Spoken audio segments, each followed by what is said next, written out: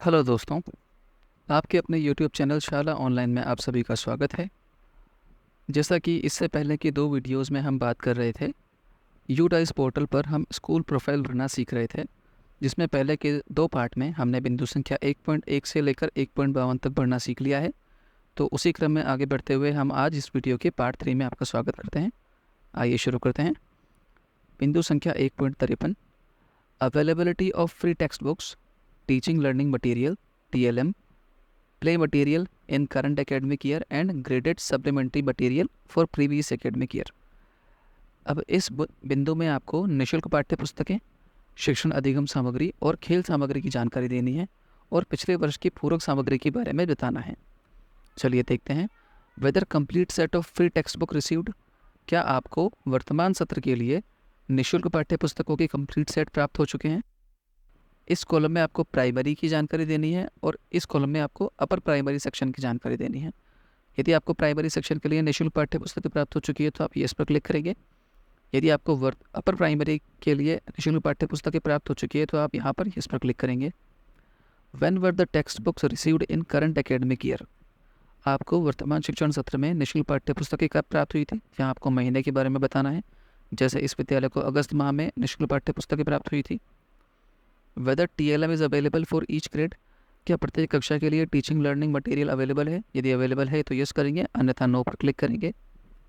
Weather the school has received graded supplementary material in previous academic year, क्या आपके विद्यालय को पिछले शैक्षणिक सत्र में पूरक सामग्री प्राप्त हो चुकी है। यदि प्राप्त हो चुकी है तो यस पर क्लिक करेंगे, अन्यथा नो पर क्लिक करेंगे। If yes, whether the school utilised graded supplementary material in classroom transactions, यदि आपको पूरक सामग्री प्राप्त हो चुकी थी तो क्या उसका उपयोग कक्षाओं में किया गया था। यदि आपने उसका उपयोग किया था तो यस पर क्लिक करेंगे, अन्यथा आप नो पर क्लिक करेंगे। वेदर प्ले मटेरियल खेल सामग्री, गेम्स एंड स्पोर्ट्स इक्विपमेंट एवं खेल और sports equipment available for each grade, क्या प्रत्येक कक्षा के लिए खेल सामग्री उपलब्ध है। यदि प्राइमरी सेक्शन की प्रत्येक कक्षा के लिए खेल सामग्री उपलब्ध है तो आप यस पर क्लिक करेंगे। एवं यदि अपर प्राइमरी सेक्शंस के लिए प्रत्येक कक्षा के लिए खेल सामग्री उपलब्ध है तो आप यहाँ पर यस पर क्लिक करेंगे, अन्यथा नो पर क्लिक करेंगे। Whether the school has provided free uniform to the students, क्या विद्यालय ने प्रत्येक छात्र छात्रा को निःशुल्क यूनिफॉर्म डिस्ट्रीब्यूट कर दी है। यदि प्राइमरी सेक्शन में प्रत्येक बालक बालिका को निःशुल्क यूनिफॉर्म डिस्ट्रीब्यूट कर दी गई है तो आप यस पर क्लिक करेंगे, अन्यथा आप नो पर क्लिक करेंगे। If yes, mention the month in which uniforms were provided to students in the current academic year। यदि आपके द्वारा डिस्ट्रीब्यूशन कर दिया गया है तो आपको यहाँ बताना है कि किस माह में निःशुल्क यूनिफॉर्म का डिस्ट्रीब्यूशन किया गया था। चलिए आगे चलते हैं। बिंदु संख्या 1.54 आप देख पा रहे हैं कि performance indicators on teaching learning in previous academic year and materials. यहाँ आपको कुछ पॉइंट दिए गए हैं जिसमें आपको शिक्षण अधिगम और सामग्री के बारे में जानकारी देनी है, पिछले शिक्षण सत्र के बारे में। Number of learning outcome based assessment items created in total, यहाँ आपको कक्षा 6, 7 और 8 के बारे में अधिगम को मापने के लिए कितने आइटम्स और कितने मूल्यांकन का निर्माण किया गया उसकी संख्या आपको यहाँ लिखनी है। कक्षा 6 के अधिगम को मापने के लिए कितने मूल्यांकन का निर्माण किया गया, कक्षा 7 के अधिगम को मापने के लिए कितने मूल्यांकन का निर्माण किया गया वो आपको यहाँ बताना है। और कक्षा 8 के अधिगम को मापने के लिए कुल कितने मूल्यांकन का निर्माण आप द्वारा किया गया।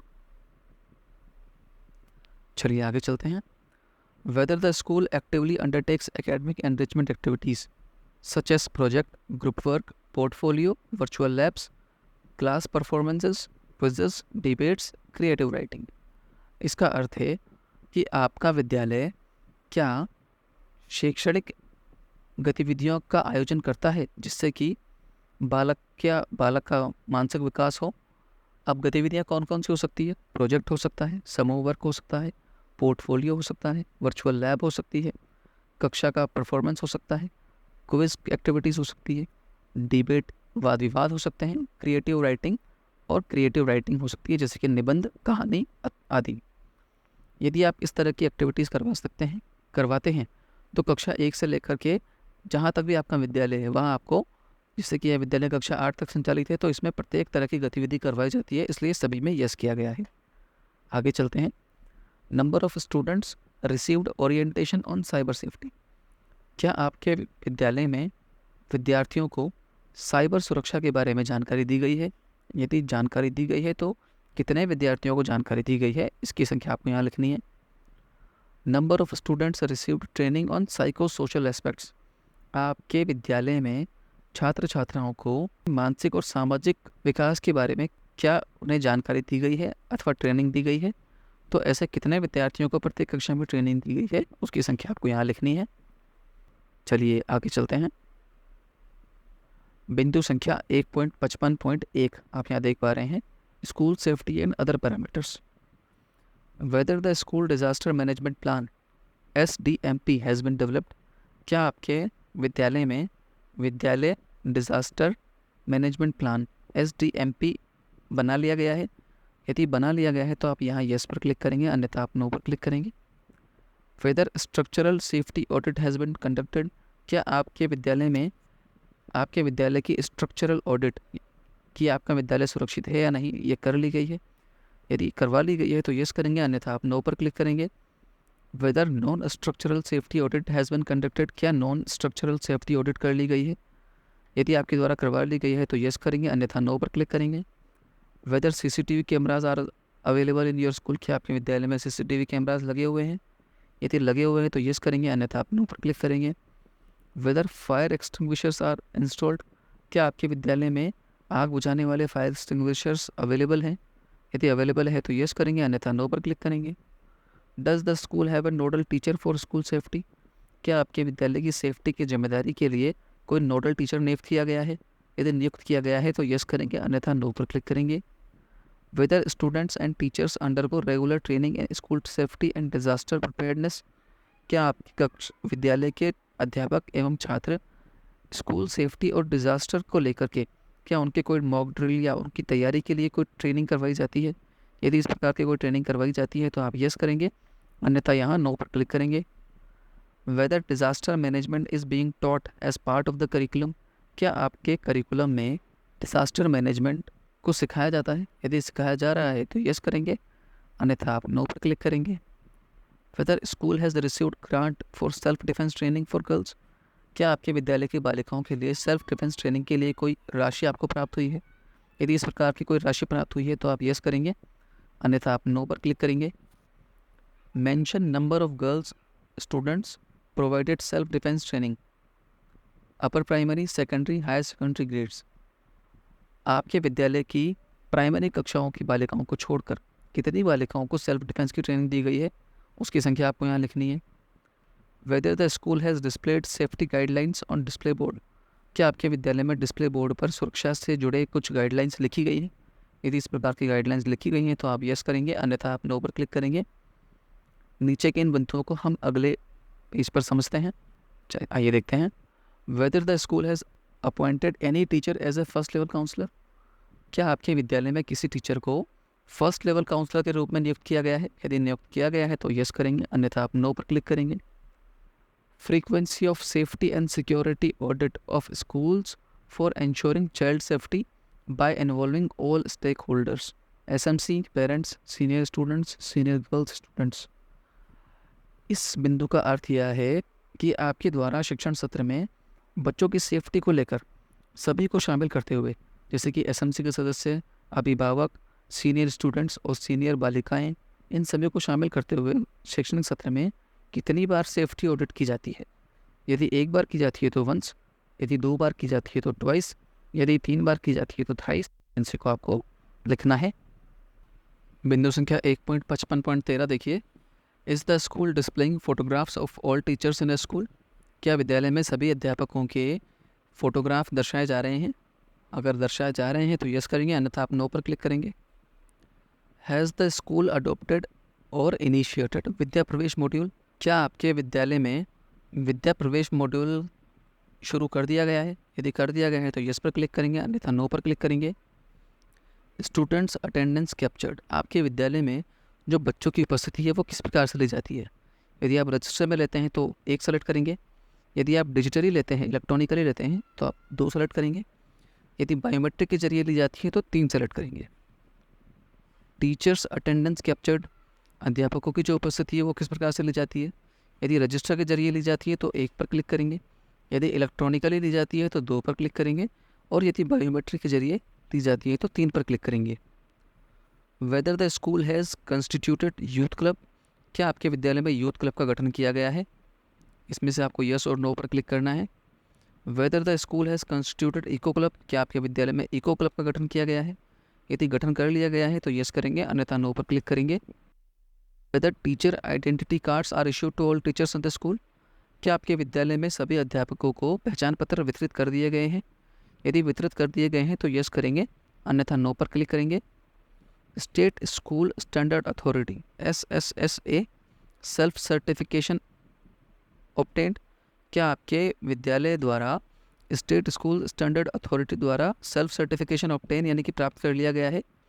यदि प्राप्त कर लिया गया है तो यस करेंगे, अन्यथा आप नो पर क्लिक करेंगे।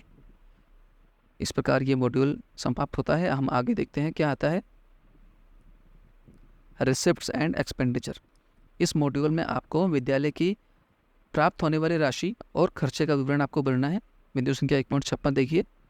Grants received by the school and expenditure made during the financial year 23-24, आपके विद्यालय को सत्र 2023-24 में कितनी राशि प्राप्त हुई और आपके द्वारा कितनी खर्च की गई, इसका विवरण आपको यहाँ देना है। Composite school grant, composite grant जो आपको प्राप्त हुई है CSD जिसको हम कहते हैं, वो आपको कितनी है। ये जो राशि प्राप्त होती है ये नामांकन के आधार पर प्राप्त होती है। यदि विद्यालय का नामांकन 100 तक सीमित है तो 25,000 प्राप्त होते हैं एवं 100 से अधिक बालकों पर 50,000 की कंपोजिट ग्रांट प्राप्त होती है। लाइब्रेरी ग्रांट, लाइब्रेरी की पुस्तकें क्रय करने के लिए कितनी राशि प्राप्त हुई आपके विद्यालय को और आपके द्वारा कितनी खर्च की गई, उसका विवरण आपको यहाँ देना है।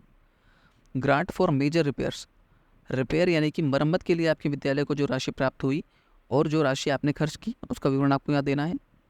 Grant for sports and physical education, खेलों और फिजिकल एजुकेशन के लिए आपके विद्यालय को कितनी राशि प्राप्त हुई और आपके द्वारा कितना खर्च किया गया उसका विवरण आपको यहाँ देना है। Grant for media and community mobilisation, सामुदायिक सहभागिता और मीडिया के लिए आपके विद्यालय को कितनी राशि प्राप्त हुई और उसमें से कितना आपके द्वारा खर्च किया गया उसका विवरण आपको यहाँ देना है। Grant for training of SMC और SDMC, स्कूल मैनेजमेंट कमेटी के सदस्यों और school development and management committee के सदस्यों की ट्रेनिंग के लिए कितनी राशि प्राप्त हुई और उसमें से कितना आपके द्वारा खर्च किया गया उसका विवरण आपको यहाँ देना है। Grant for support at pre school level only for primary schools and sections, कक्षा 1 से नीचे की जो कक्षाएं हैं प्री प्राइमरी कक्षाओं के लिए, आप प्री प्राइमरी कक्षाओं को सपोर्ट प्रदान करने के लिए आपके विद्यालय को कितनी राशि प्राप्त हुई और उसमें से आपके द्वारा कितना खर्च किया गया उसका विवरण आपको यहाँ देना है। चलिए आगे चलते हैं। Financial assistance received by the school in previous academic year, सत्र 2023-24 में आपके विद्यालय को जो फाइनेंशियल असिस्टेंट यानी कि वित्तीय सहायता आपको प्राप्त हुई उसका विवरण आपको यहाँ देना है। नॉन गवर्नमेंट ऑर्गेनाइजेशन, यदि आपके विद्यालय को किसी NGO से कोई राशि प्राप्त हुई है तो उस NGO का नाम और राशि आपको यहाँ लिखनी है। पब्लिक सेक्टर अंडरटेकिंग PSU, यदि आपके विद्यालय को किसी पब्लिक सेक्टर अंडरटेकिंग यानी कि PSU जैसे कि कोई बैंक वगैरह से आपको कोई राशि प्राप्त हुई है तो उसका नाम आपको और राशि आपको यहाँ लिखनी है। कम्युनिटी यानी कि समुदाय से यदि आपको कोई राशि प्राप्त होती है तो यहाँ यस पर क्लिक करके उस समुदाय का नाम और राशि आपको यहाँ लिखनी है। और अन्य किसी स्रोत से यदि आपको कोई राशि प्राप्त हुई है तो आप यहाँ यस पर क्लिक करेंगे और फिर उस स्रोत का नाम और प्राप्त होने वाली राशि का विवरण आपको यहाँ भरना है। चलिए आगे चलते हैं। Whether school is maintaining inventory register for the following, क्या आपके विद्यालय द्वारा पिछले शैक्षणिक सत्र में इन आइटम्स के लिए रजिस्टर मेंटेन किया गया है। Inventory register on ICT items, क्या आपके विद्यालय में यदि ICT आइटम्स जो कंप्यूटर और डिजिटल सामग्री जो होती है उसके लिए कोई रजिस्टर मेंटेन किया जा रहा है। यदि आपके द्वारा रजिस्टर मेंटेन किया जा रहा है तो आपको यहाँ यस पर क्लिक करना है, अन्यथा नो पर क्लिक करना है। Inventory register on sports equipment, यदि आपके विद्यालय द्वारा खेल सामग्री के लिए रजिस्टर मेंटेन किया जा रहा है तो आपको यस पर क्लिक करना है, अन्यथा नो पर क्लिक करना है। Inventory register on library books, library की पुस्तकालय की किताबों के लिए यदि आपके द्वारा रजिस्टर मेंटेन किया जा रहा है तो आपको यहाँ यस पर क्लिक करना है, अन्यथा नो पर क्लिक करना है। बिंदु संख्या 1.59 आप देखिए, total annual expenditure of school on account of following, यानी कि शिक्षण सत्र 2023-24 में आपके विद्यालय द्वारा इन मद में कितना खर्च किया गया उसकी आप राशि आपको यहाँ दिखानी है। मेंटेनेंस एंड हाउसकीपिंग, यानी कि मरम्मत और विद्यालय संचालन के लिए आपके द्वारा कितना खर्च किया गया उसकी राशि आपको यहाँ लिखनी है। टीचर्स यानी कि अध्यापकों पर कुल कितना खर्च किया गया। कंस्ट्रक्शन वर्ष, इसका मतलब है विद्यालय की मरम्मत और कंस्ट्रक्शन मद में कितना खर्च किया गया। अदर्स और अन्य सामग्री पर कितना खर्च किया गया उसको आपको यहाँ राशि लिखनी है। चलिए आगे चलते हैं। बिंदु संख्या 2.1 से 2.6, फिजिकल फैसिलिटीज़ यानी कि भौतिक सुविधाएं, इक्विपमेंट यानी कि सामग्री, कंप्यूटर एंड डिजिटल इनिशिएटिव्स के बारे में आपको यहाँ जानकारी देनी है। Physical facilities, status of present school building, present school building का वर्तमान स्टेटस, जैसे कि ये राजकीय विद्यालय है तो इसमें लिखा आएगा गवर्नमेंट ऑन्ड यानी कि सरकार के द्वारा। टाइप ऑफ स्कूल बिल्डिंग, अब स्कूल बिल्डिंग का जो टाइप है वो आपको बताना है। Total number of active building blocks of the school, यदि आपकी जो विद्यालय की बिल्डिंग है वो एक ही ब्लॉक में बनी हुई है तो आपको यहाँ एक लिखना है। यदि वो एक से अधिक ब्लॉक में बनी हुई है तो आपको यहाँ वो संख्या लिखनी है जितने ब्लॉक में वो बिल्डिंग बनी हुई है। Out of the total number of building blocks mention above, यानी कि जितने भी बिल्डिंग ब्लॉक की संख्या आपने यहाँ लिखी है उसमें से पक्की बिल्डिंग की संख्या आपको यहाँ लिखनी है। यदि एक ही ब्लॉक पक्का है तो आपको यहाँ एक लिखना है। पार्शली पक्का बिल्डिंग, इसका अर्थ है कि यदि कोई बिल्डिंग आधी पक्की है इसका मतलब उसमें पक्की दीवारें हैं और पक्की फ्लोर है लेकिन उस पर छत कंक्रीट की नहीं है तो उन ब्लॉक की संख्या आपको यहाँ लिखनी है। कच्चा बिल्डिंग, यदि कोई बिल्डिंग कच्ची है तो उसकी संख्या आपको यहाँ लिखनी है। टेंट, यदि कोई कक्षाएं टेंट में चल रही है तो उसकी संख्या आपको यहाँ लिखनी है। डिलेपिडेटेड बिल्डिंग, इसका अर्थ है जीर्ण शीर्ण बिल्डिंग, यदि कोई बिल्डिंग आपकी जीर्ण शीर्ण अवस्था में है तो उन ब्लॉक की संख्या आपको यहाँ लिखनी है। बिल्डिंग अंडर कंस्ट्रक्शन, यदि कोई बिल्डिंग जिस पर अभी वर्तमान समय में निर्माण कार्य चल रहा है तो उसकी संख्या आपको यहाँ लिखनी है। चलिए आगे चलते हैं। बिंदु संख्या 2.4, details of classrooms available in the school, laboratory rooms not to be included, यानी कि आपको विद्यालय में कक्षों की संख्या बतानी है, कक्षा कक्षों की, जिसमें से आपको लेबोरेटरी के रूम्स को इंक्लूड नहीं करना है। Mention number of classrooms for each categories, जैसे कि ये विद्यालय केवल उच्च प्राइमरी स्तर तक ही संचालित है तो इसमें प्राइमरी सेक्शन के लिए 2 कमरे हैं और उच्च प्राइमरी सेक्शन के लिए यानी कि अपर प्राइमरी सेक्शन के लिए 2 कमरे हैं। यदि आपके पास सेकेंडरी तक विद्यालय होगा तो सेकेंडरी में कितने कमरे काम में लिए जा रहे हैं उसकी संख्या आपको यहाँ लिखनी है। यदि सीनियर सेकेंडरी स्तर तक आपका विद्यालय है तो उस कमरे काम में लिए जा रहे हैं उसकी संख्या आपको यहाँ लिखनी है। करंटली नॉट इन यूज़, यहाँ ऐसे कमरों की संख्या लिखनी है जो अभी वर्तमान समय में उपयोग नहीं किए जा रहे हैं। Total number of classrooms used for instructional purpose, इसकी संख्या ऑटोमेटिक आपके इन सभी का योग यहाँ आ जाएगा।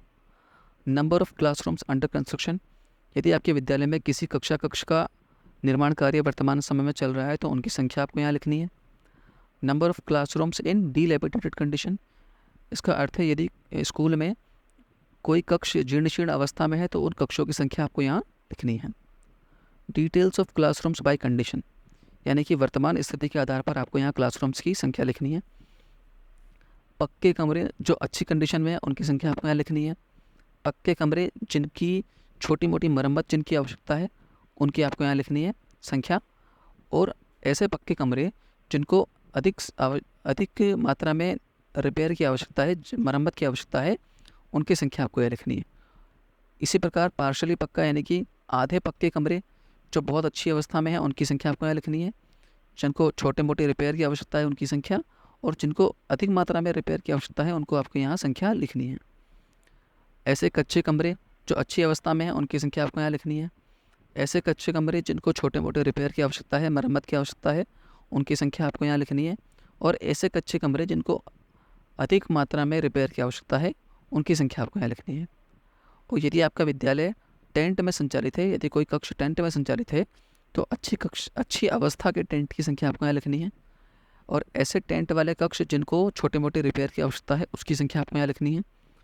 और ऐसे टेंट वाले कक्ष जिनको अधिक मात्रा में रिपेयर की आवश्यकता है उसकी संख्या आपको यहाँ लिखनी है। चलिए आगे चलते हैं। बिंदु संख्या 2.5, whether electricity connection is available in the school, क्या आपके विद्यालय में विद्युत कनेक्शन है? यदि है तो आपको यहाँ यस करना है, यदि नहीं है तो नो करना है। यदि कनेक्शन है लेकिन वो काम नहीं कर रहा है तो आपको यहाँ 3 पर क्लिक करना है। If electricity is available in the school, यदि आपके विद्यालय में विद्युत अवेलेबल है। Number of classrooms having fans, यानी कि आपके विद्यालय में से कितने कक्षों में पंखे लगे हुए हैं, उनकी संख्या आपको यहाँ लिखनी है। Number of classrooms having ACs, कितने कक्ष ऐसे हैं जिनमें एयर कंडीशनर लगा हुआ है। Number of classrooms having heaters and blowers, और कितने कक्ष ऐसे हैं जिनमें हीटर और ब्लोअर लगा हुआ है, उसकी संख्या आपको यहाँ लिखनी है। Whether solar panel is available in school, क्या आपके विद्यालय में सोलर पैनल लगा हुआ है। यदि लगा हुआ है तो यस करेंगे, यदि नहीं लगा हुआ है तो नो करेंगे। यदि लगा हुआ है लेकिन किंतु काम नहीं करता है तो 3 पर क्लिक करेंगे। Details of rooms other than classrooms, आपके विद्यालय में ऐसे कक्षों की संख्या बतानी है जो क्लासरूम्स से अलग हैं। Number of total other rooms excluding classrooms, classrooms को हटाकर कितने कक्ष आपके विद्यालय में उपलब्ध हैं। जैसे कि यहाँ 2 हैं तो इस स्कूल में 4 क्लासरूम के अलावा केवल 2 ही रूम अवेलेबल हैं। Mark available rooms out of other rooms mentioned in 2.6, इसका मतलब है इन 2 रूम्स की आपको नीचे जानकारी देनी है। Separate room for head of the school, head teacher और प्रिंसिपल, अगर मान लीजिए इन 2 रूम्स में से कोई एक room head of the school के लिए है तो यस करेंगे, अन्यथा नो करेंगे। सेपरेट रूम फॉर लाइब्रेरी, यदि लाइब्रेरी के लिए कोई सेपरेट रूम है तो यस करेंगे, अन्यथा नो करेंगे। Separate room for assistant head teacher और वाइस प्रिंसिपल, यदि वाइस प्रिंसिपल अथवा असिस्टेंट हेड टीचर के लिए कोई अलग से कक्ष उपलब्ध है तो यस करेंगे, अन्यथा नो पर क्लिक करेंगे। Separate common room for girls, यदि गर्ल्स के लिए कोई सेपरेट कॉमन रूम है तो यस करेंगे, अन्यथा नो पर क्लिक करेंगे। स्टाफ रूम फॉर टीचर्स, यदि टीचर्स के लिए स्टाफ रूम अलग से अवेलेबल है तो आप यस पर क्लिक करेंगे, अन्यथा नो पर क्लिक करेंगे। को curricular activity room art and craft room, यदि आपके विद्यालय में को करिकुलर एक्टिविटी यानी कि सह पाठ्य सामग्री और सह पाठ्य गतिविधियों के लिए अलग से कक्ष उपलब्ध है तो यस पर क्लिक करेंगे, अन्यथा नो पर क्लिक करेंगे। Number of laboratory rooms including computer labs, यदि कंप्यूटर लैब और लैब साइंस लैब्स के लिए कोई अलग से रूम उपलब्ध है तो उसकी संख्या आपको यहाँ लिखनी है। इस प्रकार इस सत्र में हमने बिंदु संख्या 1.53 से बिंदु संख्या 2.6 तक हम कवर कर चुके हैं और आगे की बिंदुओं को हम अगले वीडियो में देखेंगे। तब तक के लिए धन्यवाद।